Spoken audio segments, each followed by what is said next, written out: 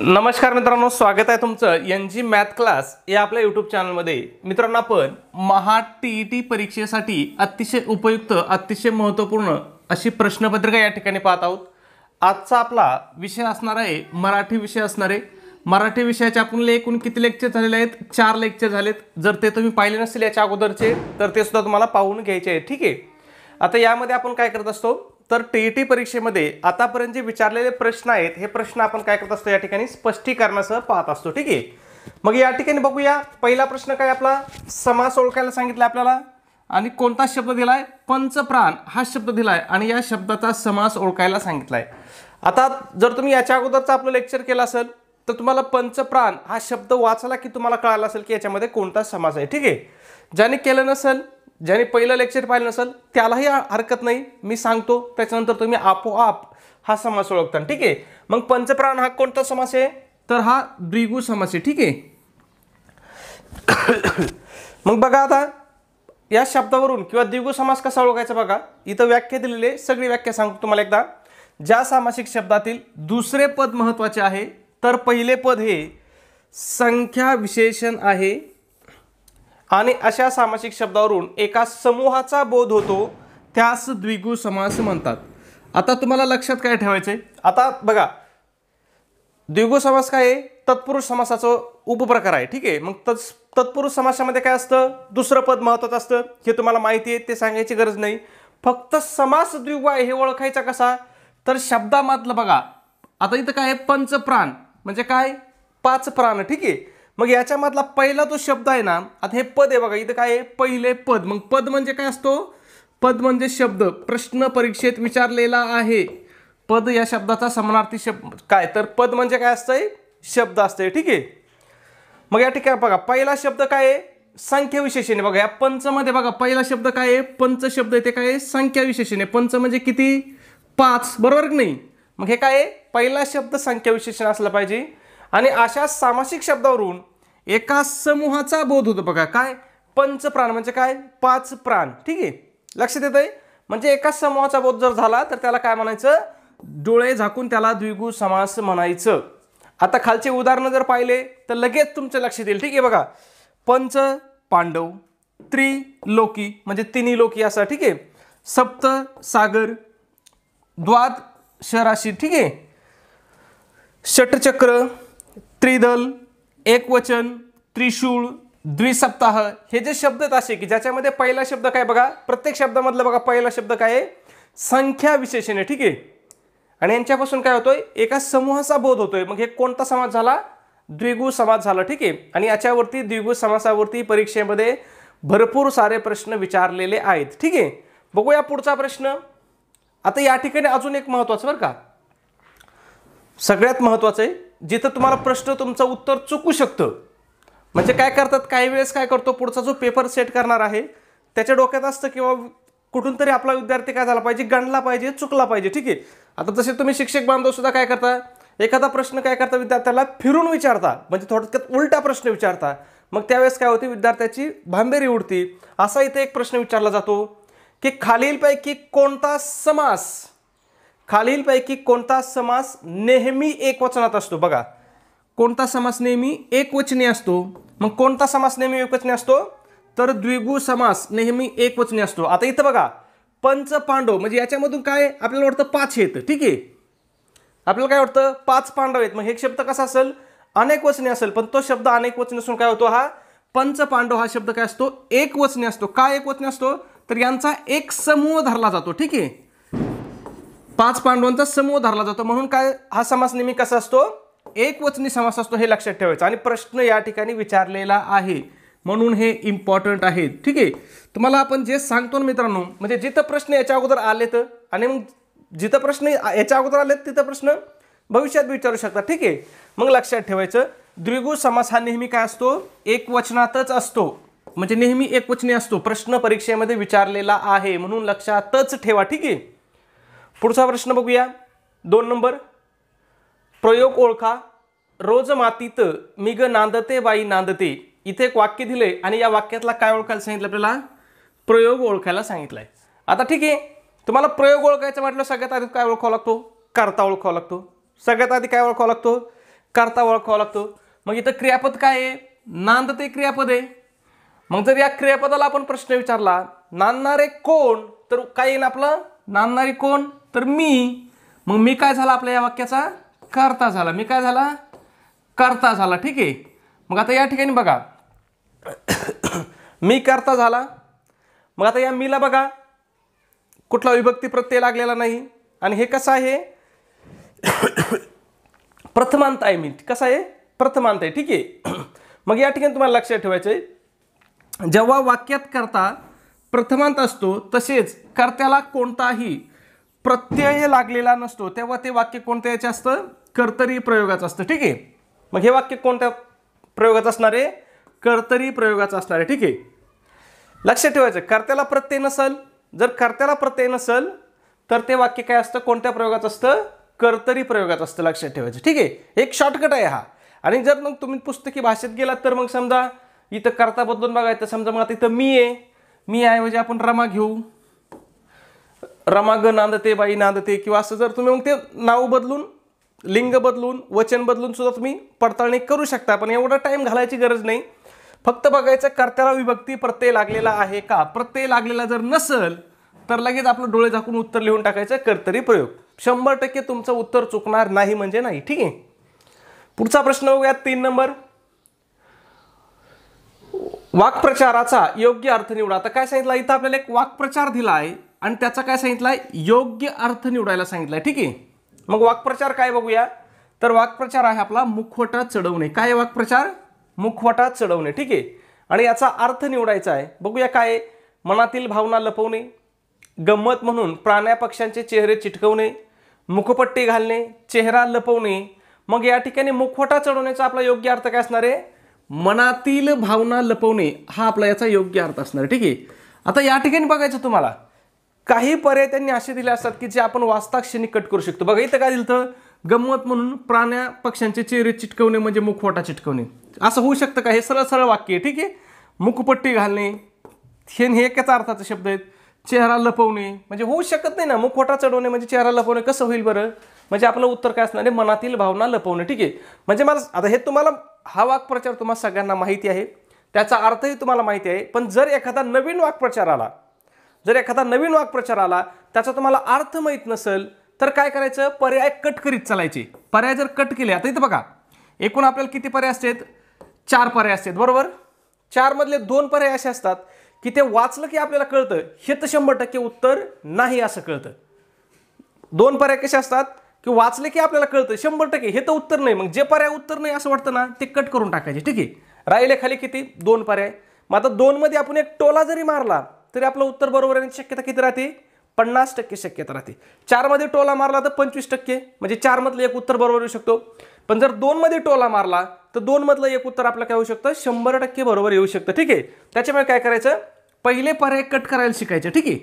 2 पर्याय जर तुमचे कट झाले तर तुमचं उत्तर बरोबर येण्याची शक्यता काय होते? 50% वरती जाते. म्हणजे माहिती नसला प्रश्न तरी सांगतो तुम्हाला, जो प्रश्न येत आहे त्याचं तर सरळ सरळ लिहून टाकायचं. त्याला असल्या बानगडी करीत बसायचं नाही. पण एखादा प्रश्न जर तुम्हाला अनोळखी वाटला, प्रश्न तुमच्या वाचण्यातलाच नसला, त्या शब्दाचा तुम्हाला अर्थ कळाला नाही, नवीनच शब्द वाटला, त्यावेळेस फक्त ही मेथड अवलंबायची. नाहीतर तुम्ही प्रत्येक प्रश्नाला असं करीत बसाल, तसं करायचं नाही. जे येत नाही ना त्याला हे डोकं लावायचं. ठीक आहे. बघूया पुढचा प्रश्न. प्रश्न क्रमांक 4. पुढील लेखकाने कोणते पुस्तक लिहिले आहे? आता काय सांगितलं आपल्याला? पुढील लेखकाने कोणते पुस्तक लिहिले आहे? लेखक कोण दिले आपल्याला? इथं विश्राम बेडेकर दिले आणि विचारले बाबा यांनी कोणतं पुस्तक लिहिलं आहे? ऑप्शन काय आहेत बघा. रणांगण आहे, तणकट आहे, ताम्रपट आहे आणि सत्तांतर आहे. मग विश्राम बेडेकर यांचं कोणतं पुस्तक आहे? तर विश्राम बेडेकर यांचं रणांगण हे पुस्तक आहे. ठीक आहे. आता या ठिकाणी तुम्हाला लक्षात ठेवायचं आहे, तुम्हाला मराठी साहित्य म्हणजे साहित्य आणि त्याची साहित्य कृती हे दोन्ही तुम्हाला लक्षातच ठेवायचे. याच्यावरती भरपूर सारे प्रश्न तुम्हाला विचारले जातात. ठीक आहे. मग या ठिकाणी अजून तुम्हाला लक्षात ठेवायचं, आता बघा इथं तणकट ऑप्शन होतं. मग तणकट, आता बघा हाच प्रश्न आहे, हा आपल्याला प्रश्न फिरून असं सुद्धा विचारू शकतात. बघा पुढील लेखकाने कोणते पुस्तक लिहिले आहे? प्रश्न हे असा ठेवणार, एकदा बघा कट करतो मी सगळं. प्रश्न हे असा ठेवणार, फक्त इथं विश्राम बेडेकर यांचं नाव कट करतील आणि त्याच्याऐवजी राजन गवस यांचं नाव टाकतील आणि काय विचारतील?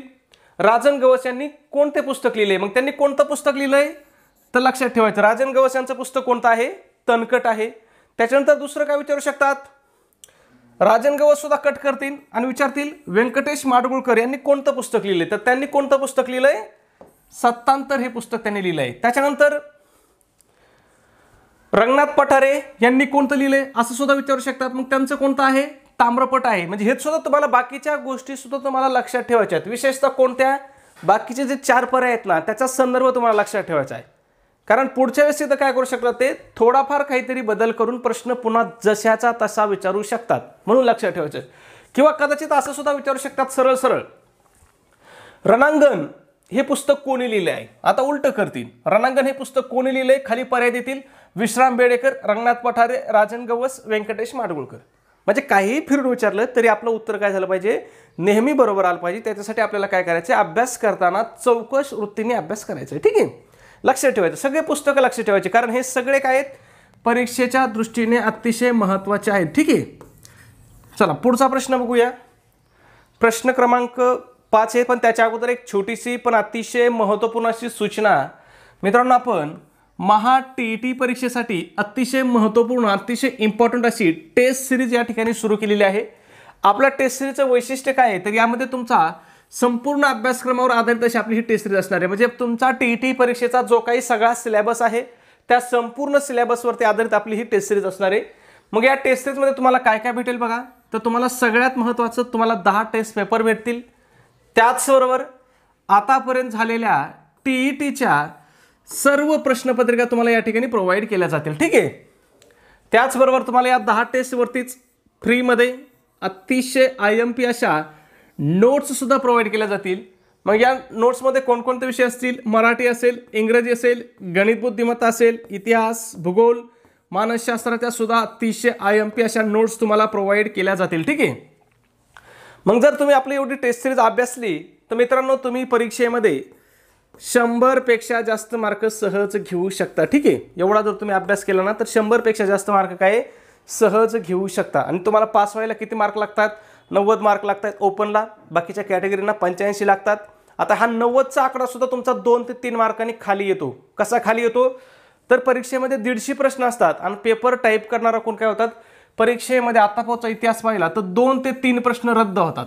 मग 2 ते 3 प्रश्न जर रद्द झाले तर आपलं जी गुणांची सीमांकन रेषा आहे म्हणजे 90 मार्काची ती काय होते, जवळपास 2 प्रश्नांनी खाली येते. ठीक आहे, म्हणजे आपल्याला पास व्हायला काय अट आहे, 60% अट आहे ना, 90 मार्काची अट फिक्स नाही ना. त्याच्यामुळे आपले हे 90चे खाली, म्हणजे तुम्हाला 97 जरी पडले तरी तुम्ही पास, 97 नाही 87 जरी पडले तरी पास होऊ शकता. कॅटेगरीवरला 83 जरी पडले तरी तो पास होऊ शकतो. ठीक आहे, म्हणजे 85 असं काय मनात धरून चालू नका. एकदा तर काय झालं, 13 प्रश्न रद्द झालेले आहेत. किती प्रश्न, एकाच पेपरमध्ये 150 प्रश्नापैकी 13 प्रश्न रद्द झालेले आहेत. म्हणजे महाराष्ट्र राज्य परीक्षा परिषदेचा इतिहास काय एवढा चांगला नाही. तुम्ही TET घोटाळा ऐकला असेल, 8000 बोगस सर्टिफिकेट सापडलेत आणि असे किती असतील जे अजून सापडले नाही. ठीक आहे, मग ह्या सगळ्यांची किंमत किती आहे मित्रांनो, तर फक्त 200 रुपये किंमत आहे. ठीक आहे, मग जर तुम्ही ऑफरनुसार आज घेतली, विद्यार्थ्यांच्या मागणीनुसार आपली ऑफर आज सुद्धा चालू आहे. जर तुम्ही ऑफरनुसार आज आपली टेस्ट सिरीज घेतली तर ही तुम्हाला फक्त आणि फक्त काय होईल, 139 रुपयाला तुम्हाला ही टेस्ट सिरीज पडेल. ठीक आहे, मग हे 139 रुपये तुम्हाला कुठं पे करायचे, तर तुमच्याकडे गुगल पे असेल, फोनपे असेल, त्या ठिकाणी आपला नंबर आहे बघा 96 89 14 16 30. पुन्हा एकदा सांगतो, 96 89 14 16 30 हा आपला गुगल पे फोनपे नंबर आहे. तुम्हाला या नंबरवरती काय करायचं, 139 रुपये पे करायचे आहेत आणि तुम्ही जे पैसे पाठवता त्याचा एक तुम्हाला काय करायचा आहे, एक स्क्रीनशॉट काढायचा आहे आणि तो स्क्रीनशॉट मला व्हॉट्सॲपला शेअर करायचा आहे. व्हॉट्सॲपला सुद्धा आपला हाच नंबर आहे 96 89 14 16 30. ठीक आहे, या नंबरवरती मला व्हॉट्सॲपला स्क्रीनशॉट पाठवायचा आहे. तुमचा स्क्रीनशॉट मिळाल्याबरोबर 5 मिनिटाच्या आतमध्ये तुम्हाला काय केलं जाईल, संपूर्ण स्टडी मटेरियल या ठिकाणी प्रोव्हाइड केलं जाईल. ठीक आहे, बघूया पुढचा प्रश्न आपला 5 नंबर. पुढील लेखिकेच्या कोणत्या पुस्तकाला साहित्य अकादमी पुरस्कार मिळाला आहे. आता हे सगळ्यात महत्त्वाचं आहे. जेवढे जेवढे साहित्य अकादमी पुरस्कार आहेत ना, ह्या मागच्या 15 वर्षात मिळालेले, हे सगळे तोंडपाठ करून ठेवायचे, तोंडपाठच करून ठेवायचे. कारण साहित्य पुरस्कार तर प्रश्न तर विचारला जातो, पण त्यातली त्यात ज्या पुरस्काराला, ज्या साहित्य कृतीला पुरस्कार भेटलाय, ज्या लेखकाला पुरस्कार भेटलाय त्याच्यावरती प्रश्न विचारण्याची शक्यता काय असते, जास्त राहते. म्हणजे हे निवडक असतात ना, मग ज्या गोष्टी निवडक असतात त्याच्यावरती काय प्रश्न येण्याची शक्यता जास्त असते. ठीक आहे, मग काय विचारलंय, कोणती, दुर्गा भागवत यांच्या कोणत्या पुस्तकाला साहित्य अकादमी पुरस्कार मिळाला असं आपल्याला विचारलंय. मग कोणत्या पुस्तकाला त्यांच्या साहित्य अकादमी पुरस्कार मिळालाय, तर पैस या त्यांच्या पुस्तकाला काय झालाय, साहित्य अकादमी हा पुरस्कार या ठिकाणी मिळालेला आहे. ठीक आहे. त्याच्यानंतर तुम्हाला लक्षात ठेवायचं आहे, आता हाच प्रश्न तुम्हाला हाई असा ऑप्शन ठेवून, हाई असे पर्याय ठेवून असं सुद्धा विचारू शकतात की खालीलपैकी कोणती साहित्य कृती दुर्गा भागवत यांची नाही, असं सुद्धा विचारू शकतात. ठीक आहे.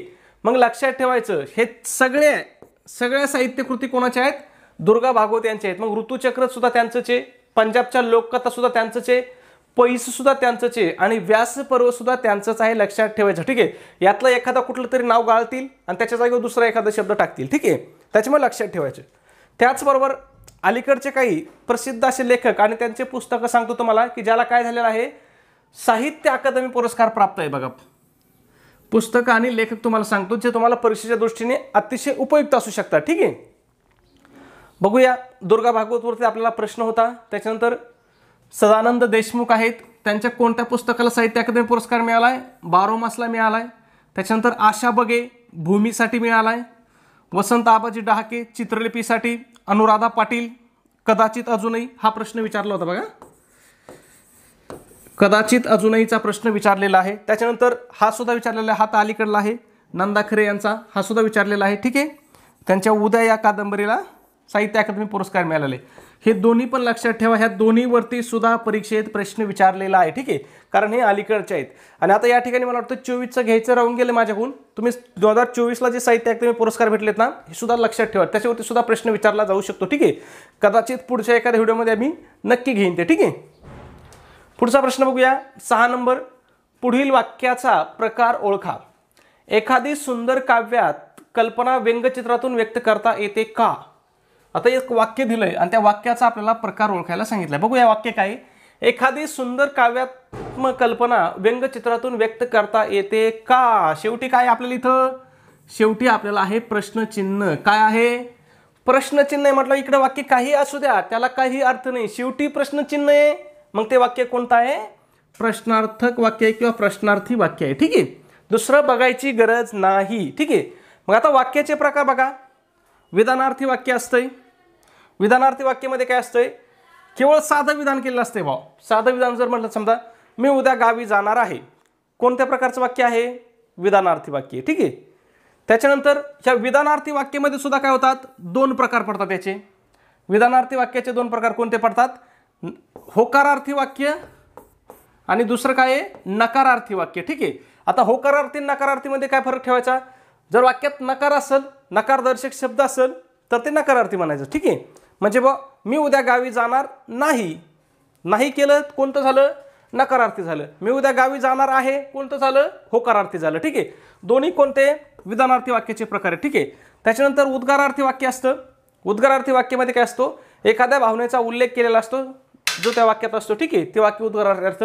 सगळ्यात महत्त्वाचं त्याच्या शेवटी काय असतं, उद्गार चिन्ह. वाक्यात कुठं जरी उद्गार चिन्ह आलं ना, कुठं बी येऊ द्या, सुरुवातीला येऊ द्या, मध्ये एखाद्या शब्दानंतर येऊ द्या किंवा वाक्याच्या शेवटी येऊ द्या, ते वाक्य कोणतं असतं, उद्गारार्थी असतं. आणि प्रश्नार्थी वाक्यामध्ये काय असतो, नेहमी प्रश्नचिन्ह असतो. प्रश्नचिन्ह जर असला तरच ते वाक्य काय असतं, प्रश्नार्थी असतं. बाकीचं कुठलंही डोकं लावायचं नाही. ठीक आहे. पुढचा प्रश्न 7 नंबर. पुढील शब्दाची त्याच्या विरुद्धार्थी शब्दाशी जोडी जुळवा. शब्द कोणता दिलाय आपल्याला, आत्मीयता शब्द दिलाय आणि विचारलाय त्याचा विरुद्धार्थी शब्द कोणता आहे. ठीक आहे. मग ऑप्शन काय आहेत, परधार्जिनेपणा, परावलंबित्व, परकेपणा आणि परवशता. मग आत्मीयतेचा विरुद्धार्थी शब्द काय होईल, परकेपणा होईल. ठीक आहे. त्याच्यानंतर आता परावलंबित्वाचं काय होईल, ह्या तर त्याचं स्वावलंबन होईल. परावलंबितचा विरुद्धार्थी शब्द काय होईल, स्वावलंबन होईल. आणि हा जो परवशता आहे हे लक्षात ठेवायचं. हे आता हे तुम्हाला माहित असणार आहे, पण हे परवशता शब्द बऱ्याच लोकांना माहित नसणार आहे. मग लक्षात ठेवायचं, याचा विरुद्धार्थी शब्द काय होतो, स्वातंत्र्य होतो. ठीक आहे. पुढचा महत्त्वाचा प्रश्न आहे 8 नंबर. पुढील वाक्प्रचाराचा वापर केव्हा योग्य आहे. काय वाक्यप्रचार दिला आपल्याला, वाक्प्रचार दिलाय, डोळे लावून बसणे. वाक्यप्रचार नाही, माझ्याकडून कधी कधी वाक्यप्रचार पण म्हणण्यात जातं, पण हे काय असतो, खरा वाक्प्रचार असतो. ठीक आहे. ये नसतं त्याच्यामध्ये, पण बोलण्याच्या ओघात माझ्याकडून येतं कधी कधी. मग पुढील वाक्प्रचाराचा वापर केव्हा योग्य आहे असं विचारलं आपल्याला. डोळे लावून बसणे, वाट पाहत असताना, चष्मा लावताना, डोळे दुखत असताना, डोळे बंद करताना. मग याचा केव्हाही वापर योग्य आहे तर वाट पाहत असताना. ठीक आहे, डोळे लावून बसणे म्हणजे याचा अर्थ काय होतो, वाट पाहणे, एखाद्याची आतुरतेने वाट पाहणे. ठीक आहे. पुढचा प्रश्न बघूया 9 नंबर.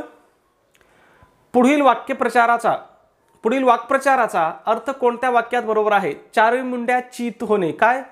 चारी मुंड्या चित होणे. आपण मत नाही काय त्याला चारी मुंड्या चित करतो. मग चारी मुंड्या चित करणे म्हणजे काय? पहलवानाचा दारुण पराभव होणे. आता इथं काय सांगितलं होतं, कोणत्या वाक्यात अर्थ बरोबर आहे? मग पहलवानाचा दारुण पराभव झाला, हे वाक्यात याचा काय अर्थ आहे? बरोबर आहे. ठीक आहे. पहलवानाने प्रतिस्पर्ध्याशी 4 हात केले. आता 4 हात करणे म्हणजे काय करणे? तर 4 हात करणे म्हणजे झुंज देणे. ठीक आहे. त्याच्यानंतर पहलवान 4 वेळा पराभूत झाला, याच्यात काही अर्थच नाही. पहलवानाने डोके टेकून नमस्कार केला, यांचा काही अर्थ येत नाही. ठीक आहे. म्हणजे आपलं पहिलं उत्तरच काय असणार आहे? बरोबर आहे. ठीक आहे. पुढचा प्रश्न 10 नंबर. विरुद्धार्थी शब्द द्या. कमकुवत. काय? कमकुवत सांगितलंय आणि त्याचा विरुद्धार्थी शब्द द्यायला सांगितलाय. मग कमकुवतचा विरुद्धार्थी शब्द काय होईल? मजबूत होईल. ठीक आहे. आणि कमकुवतचा जर आपल्याला समानार्थी शब्द विचारला असता तर मग उत्तर आलं असतं आपलं कमजोर. कदाचित इथं विरुद्धार्थी शब्दाच्या ऐवजी आपल्याला विचारू शकतात बाबा समानार्थी शब्द. तसं तुम्हाला हे माहिती आहे, त्याच्यावर टाइम घालायची गरज नाही. ठीक आहे. हे सगळेच माहिती आहेत तुम्हाला, काही वाचून दाखवायची सुद्धा गरज नाही. पुढचा प्रश्न 11 नंबर. अर्थ सांगा. आता पेशा हा शब्द विचारलाय आणि त्याचा अर्थ सांगितलाय. मग आपण मत नाही का, पेशाने तो वकील आहे, पेशाने तो शिक्षक आहे. मग पेशा म्हणजे काय? तर पेशा म्हणजे व्यवसाय किंवा नोकरी. काय करतो तो थोडक्यात. ठीक आहे. धंदा पण म्हणू शकतो त्याला आपण. ठीक आहे. त्याच्यानंतर पेशी म्हणजे काय असतं? तर हा शरीरातील एक सूक्ष्म घटक आहे. म्हणजे आपल्या शरीरातील सगळ्यात लहान घटक कोणता आहे? तर ती पेशी आहे. पेशीपासून आपलं शरीर बनलेलं असतं.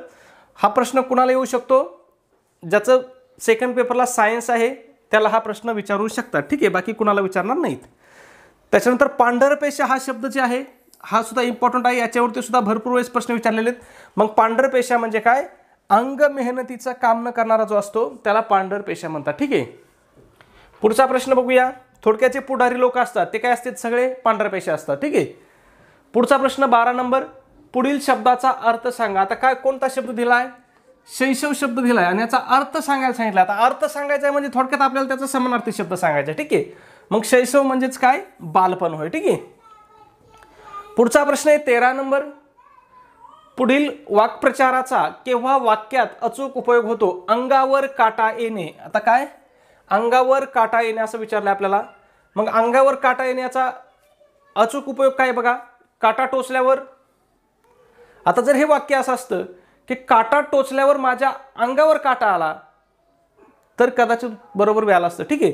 ताप आल्यावर, कुसळ काढल्यावर आणि भीतीने अंगावर शहारा आल्यावर. मग याच्यापैकी आता जवळपास बघा इथं सुद्धा बसू शकतंय, इथं सुद्धा बसू शकतंय जर पूर्ण वाक्य तयार केलं तर. पण आपल्याला काय असतंय? सगळ्यात जवळचं उत्तर लिहायचं असतं. मग अंगावर शहारा, भीतीने अंगावर शहारा आल्यावर. ठीक आहे. म्हणजे आपलं उत्तर इथं 4 नंबर असणार आहे. आता हे काटा टोचल्यावर सुद्धा भीती वाटते आपल्याला, त्याने सुद्धा अंगावर शहारा येऊ शकतो. म्हणजे वाक्य तयार होऊ शकते. समजा सीताला काटा टोचल्यामुळे भीतीने तिच्या अंगावर शहारा आला, होऊ शकतंय. किंवा सीमाला ताप आल्यामुळे तिच्या अंगावरती शहारे आले, होऊ शकतंय वाक्य. ठीक आहे. पण आपल्याला जवळचं आहे. मग शक्यतो तर काय होतं? भीतीने अंगावर शहारा येतो म्हणून त्यांनी हे 4 नंबरचं उत्तर या ठिकाणी बरोबर दिलेलं आहे. पण जर याला कोणी ऑब्जेक्शन घेतलं असतं तर कदाचित प्रश्न रद्द सुद्धा झाला असता. जर एकाच उत्तराचे एकाच प्रश्नाचे जर एकापेक्षा जास्त उत्तर निघत असतील पर्यायामधून तर प्रश्न रद्द होतो. पण कदाचित कोणी ऑब्जेक्शन घेतलं नसेल त्याच्यामुळे रद्द झाला नसेल. ठीक आहे. पुढचा प्रश्न 14 नंबर. समानार्थी शब्द द्या. काय कोणता शब्द दिलाय? निद्रा विचारलंय आणि त्याला समानार्थी विचारलंय. मग निद्रा म्हणजेच काय? झोप. सगळ्यांना तुम्हाला माहिती आहे. त्यालाच अजून काय म्हणतात बघा? शयन म्हणतात आणि निज म्हणतात. ठीक आहे. लक्षात ठेवायचे. भूक म्हणजे काय? आता इथं ऑप्शन आहे भूक. मग भूकचं सुद्धा तुम्हाला लक्षात ठेवायचंय. भूक म्हणजे काय? क्षुधा आणि बुभुक्षा. ठीक आहे. तहानाचा समानार्थी शब्द काय आहे? तृषा आहे. ठीक आहे. इथं तहाने म्हटलं लक्षात ठेवायचं बाबा, विचारू शकतात. पुढचा प्रश्न बघूया 15 नंबर. पुढील वाक्य नकारार्थी करा. आता इथं आपल्याला काय दिलंय? एक वाक्य दिलंय आणि काय सांगितलंय? ते आपल्याला नकारार्थी करायला सांगितलंय. ठीक आहे. मग बघूया. त्याचे सर इतर कुणाला येणार. आता हे वाक्य कोणत्या प्रकारचं आहे पहिलं म्हणजे ते लक्षात ठेवा. इथं प्रश्नचिन्ह म्हणलं हे वाक्य कोणतं आहे? प्रश्नार्थक आहे. ठीक आहे. प्रश्नार्थक वाक्य आहे. मग आता इथे काय करायचं आपल्याला, सगळ्यात महत्त्वाचं वाक्याचं रूपांतर करताना आपल्याला काय लक्षात ठेवायचं आहे, आपल्याला जो वाक्याचा अर्थ आहे तो अर्थ बदलून द्यायचा नाही. वाक्याचा अर्थ बदलायचा का, तर नाही, वाक्याचा अर्थ जसा आहे तसाच राहायला पाहिजे. मग ह्या शब्दाचा अर्थ काय आहे, त्याची सर इतर कुणाला येणार, असं त्यांनी प्रश्न विचारले. त्याची सर इतर कुणाला येणार म्हणजे त्याला सांगायचंय काय की त्याची सर कोणालाच येणार नाही असं सांगायचंय, त्याच्यासारखा तोच आहे थोडक्यात. मग बघूया आता इथं वाक्य नकारार्थी करायचं आपल्याला, त्याची सर इतर कुणालाही येईल.